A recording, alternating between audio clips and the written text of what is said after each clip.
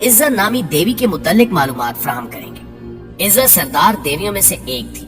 मक्का और ताइफ के दरमियानी रास्ते में वादी नखला है और वादी नखला में ही इज्जा का मंदिर था। नाज़रीन गिरामी, वादी नखला वही जगह है जहाँ हजूर पाक सल्लल्लाहु अलैहि वसल्लम की मुलाकात जिन्नों के एक गिरोह से हुई थी और उन्होंने आप सल्लल्लाहु अलैहि वसल्लम की दावत पर इस्लाम कबूल किया था।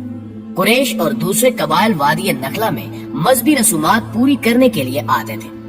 इसी इज्जा देवी के मंदिर में तमाम लोग इज्जा देवी के लिए जानवरों की कुर्बानी भी करते थे और इस मंदिर में चढ़ावे भी चढ़ाते थे।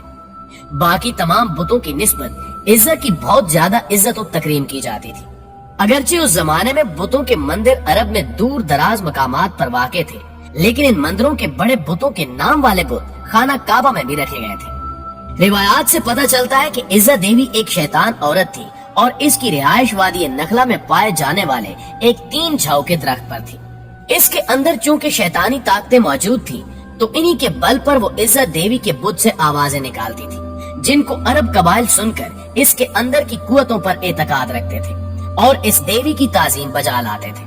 उन्हीं वक्तों में अल्लाह ताला ने हजरत मोहम्मद सल्लल्लाहु अलैहि वसल्लम को मबूस फरमाया और आकाए दो जहां हजरत मोहम्मद मुस्तफा सल्लल्लाहु अलैहि वसल्लम ने लोगों को बुतों की पूजा से मना फरमाया। कुरैश को ये बात अच्छी न लगी और उन्होंने आपकी हर बात की तरदीद की। फतह मक्का के वक्त हजूर अकरम सल्लल्लाहु अलैहि वसल्लम ने खाना काबा में मौजूद तमाम बुतों को तोड़ दिया, लेकिन इज्जा देवी के मंदिर में मौजूद बुत उस वक्त तक वहाँ सलामत था और इसके मानने वाले अकीदतमंद इसकी पूजा उसी जोर शोर से कर रहे थे। चुनांचे इज्जा देवी के बुत को तोड़ने के लिए हजरत मोहम्मद सल्लल्लाहु अलैहि वसल्लम ने हजरत खालिद बिन वलीद रजी अल्लाह ताला अन्हो को, जिनको सैफुल्लाह का खिताब दिया जाता है, मुंतखब किया। हजरत खालिद बिन वलीद रजी अल्लाह ताला अन्हो 30 घुड़सवारों के हमरा वादी नखला की तरफ रवाना हुए। हजरत खालिद बिन वलीद रजी अल्लाह ताला अन्हो इस्लाम के सबसे बड़े सिपह सालार की हैसियत से भी मशहूर है।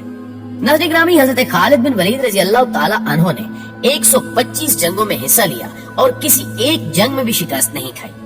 ये हजरत खालिद बिन वलीद रजी अल्लाह ताला अन्हो ही थे जिन्होंने कैसरो किस्रा जैसी बड़ी सल्तनतों को तबाह करके मदीना जैसी छोटी रियासत को आलमी रियासत का दर्जा दिया। हजरत खालिद बिन वलीद रजी अल्लाह ताला अन्हो की बहादुरी और कायदाना सलाहियतों की वजह से इन्हें न सिर्फ इस्लामी तारीख में एक बुलंद मुकाम हासिल है, बल्कि आप रजी अल्लाह ताला अन्हो को आलमी तारीख में भी सफ़े अव्वल के सिपह सालारों में शुमार किया जाता है। हजरत मोहम्मद सल्लल्लाहु अलैहि वसल्लम ने जंगे मोता में हजरत खालिद बिन वलीद रजी अल्लाह ताला अन्हो की बेमिसाल बहादुरी के जौहर देखे तो आप सल्लल्लाहु अलैहि वसल्लम ने हजरत खालिद बिन वलीद रजी अल्लाह ताला अन्हो को सैफुल्लाह का खिताब दिया। यानी हजरत खालिद बिन वलीद रजी अल्लाह ताला अन्हो अल्लाह की तलवार के नाम से मकबूल हुए।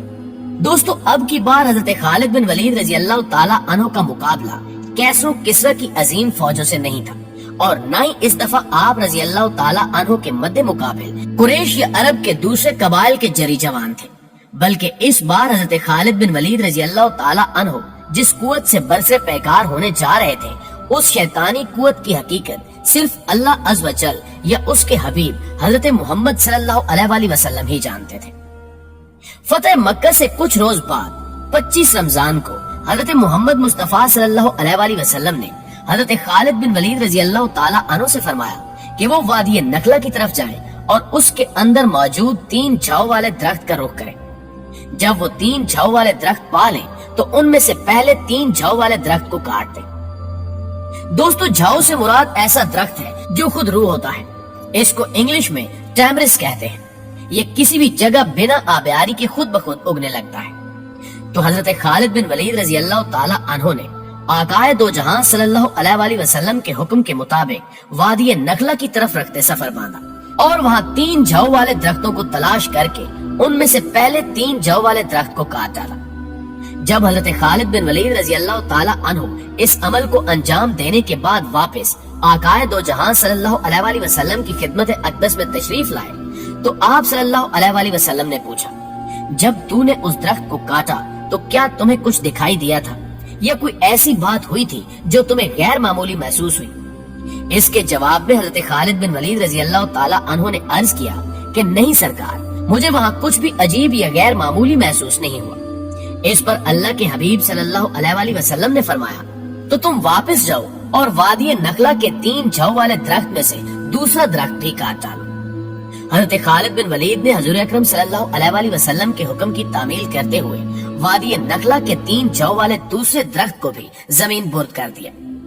واپس جب خدمت اقدس صلی اللہ علیہ وآلہ وسلم پہ پہنچے تو آقائے دو جہاں صلی اللہ علیہ وآلہ وسلم نے پھر سے وہی سوال دہرایا کہ اے خالد، کیا دوسرے درخت کو کاٹنے پر تجھے کوئی آواز آئی یا تم نے کچھ غیر معمولی دیکھا؟ ناظرین گرامی، اس بار بھی حضرت خالد بن ولید رضی اللہ تعالی عنہ نے نفی میں ہی جواب دیا۔ اس جواب کو سن کر آقائے دو جہاں صلی اللہ علیہ وآلہ وسلم نے فرمایا کہ واپس جاؤ اور تیسرے 3 جھو والے درخت کو بھی کاٹ ڈالو۔ حضرت خالد بن ولید رضی اللہ تعالی عنہ جب اس مرتبہ حکم کی تعمیل کے لیے وادی نخلا میں آئے تو دیکھا کہ ایک کبیر صورت شیطان عورت وہاں کھڑی ہے، جس نے برہنہ حالت میں اپنے بال پھیلا رکھے ہیں اور انتہائی غصے کی حالت میں اپنے دانت پیس رہی ہے، اور اس عورت کے پیچھے ہی عزت دیوی کے مندر کا محافظ بھی چلا آ رہا ہے۔ اس کا نام دبیہ بن سلمہ تھا۔ جب دبیہ نے حضرت خالد بن ولید رضی اللہ تعالی عنہ کو دیکھا تو اس کبھی شکل شیطان عورت سے یوں مخاطب ہوا کہ اے عزا، خالد پر زور سے حملہ کر اور خبردار پیچھے نہ ہٹنا، اپنی اوڑنیاں اتار ڈال، کیونکہ آج اگر تم نے خالد پر حملہ کر کے اس کو قتل نہ کیا تو یہ تمہیں شدید ذلت سے دوچار کر دے گا۔ حضرت خالد بن ولید رضی اللہ تعالی عنہ نے جب یہ سنا تو عزا سے اس طرح سے مخاطب ہوئے کہ عزا، میں تیرا انکار کرتا ہوں، تجھے پاک اور مقدس نہیں مانتا، اور میں دیکھ رہا ہوں کہ اللہ نے تجھے ذلیل و رسوا کر دیا ہے۔ یہ کہہ کر حضرت خالد بن ولید نے عزا پر حملہ کر دیا اور اپنی تلوار سے اس کے سر پر وار کیا۔